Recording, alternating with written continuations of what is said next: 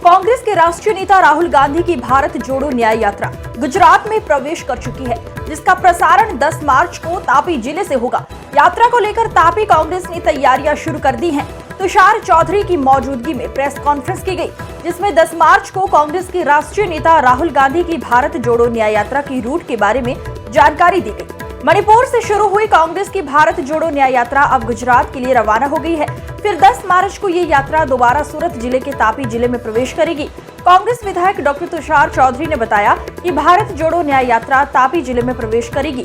बाजपुरा से bike rally के रूप में व्यारा और सोनगढ़ में राहुल गांधी की आम सभा होगी और सोनगढ़ में आम सभा के समापन के बाद महाराष्ट्र में भारत जोड़ो न्याय यात्रा निकलेगी।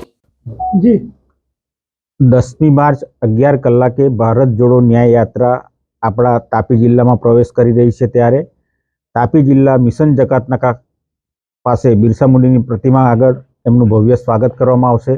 ત્યાંથી આ યાત્રા પદયાત્રા સ્વરૂપે સયાજી સર્કલ થઈને જૂના બસ સ્ટેન્ડ જશે। સયાજી સર્કલ પર પણ યાત્રાનું સ્વાગત કરવામાં આવશે। ત્યારબાદ જૂના બસ સ્ટેન્ડ પર એક સભાનું આયોજન કરવામાં આવ્યું છે। ત્યાં રાહુલ ગાંધી એ સભાને સંબોધશે અને ત્યાંથી સોનગઢ જવા રવાના થશે। સોનગઢ ગયા બાદ ત્યાં ગાંધી પ્રતિમાથી બસ સ્ટેન્ડ સુધી એ પદયાત્રા રૂપે જશે અને બસ સ્ટેન્ડ ખાતે પણ એક સભાનું આયોજન કરવામાં આવ્યું છે।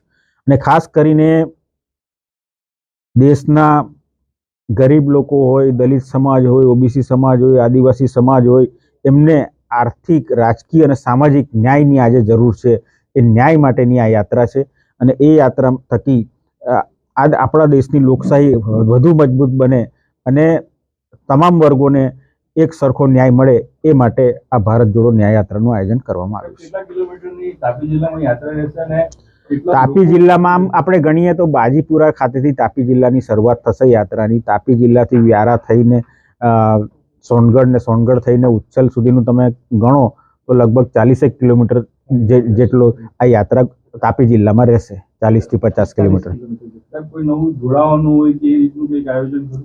આ યાત્રામાં રાહુલ ગાંધીએ કોઈ જગ્યાએ કોંગ્રેસ પક્ષને મત આપવાની વાત નથી કરી, કોઈ રાજકીય વાત નથી કરી, માત્ર ને માત્ર સામાજિક, આર્થિક અને ન્યાય માટેની લોકોને મળે એ માટેની આ યાત્રા છે। એટલે એમાં કોઈ પણ આવા કાર્યક્રમોનું આયોજન કરવામાં આવ્યું નથી।